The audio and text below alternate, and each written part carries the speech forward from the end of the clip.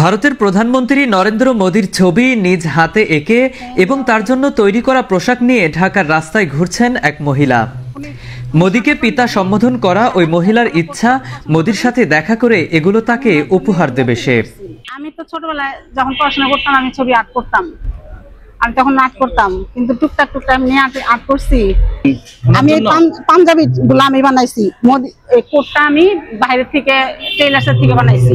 এটা আমি ওনার জন্য তৈরি করছি, পাঞ্জাবি আর দুইটা পাঞ্জাবি দুইটা কোট। আমার মনের একটাই যে আমি এগুলো আমার বাবাকে দিব। তিনি আরো জানান 11 বছর ধরে তাকে বাবা ডেকে আসছেন তিনি।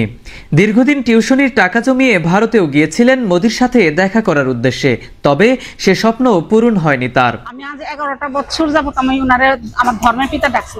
দিল্লির ইতে গেছিলাম, এম্বাসিতে গেছিলাম, দিল্লির এম্বাসিতেও গেছিলাম। আমার কাছে পাসপোর্ট ভিসা সব আছে, পাসপোর্ট ভিসা সব আছে। আমি ওগুলা মানে আমি কটা টিউশনি করি, টিউশনি করে সেখান থেকে কিছু টাকা গুছাই আমি ভারতের ইতে ওনার একটু দেখার আশায় আমি ভারতের এম্বাসিতে পর্যন্ত গেছিলাম দিল্লি যাই। সেখান থেকে মানে আমি দেখছি যে না, ওখান থেকেও আমার কোনো ব্যবস্থা হয় নাই।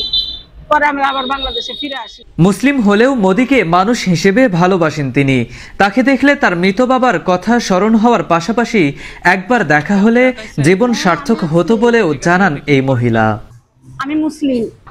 আমি মুসলিম কিন্তু মানে একটা মানুষ হিসেবে মানুষের একটা ভক্ত। আমি ওনার খুব ভক্ত একজন মানুষ। ওনার চেহারার দিকে তাকাইলে আমার নিজের মৃত বাবার চেহারার কথা মনে হয়।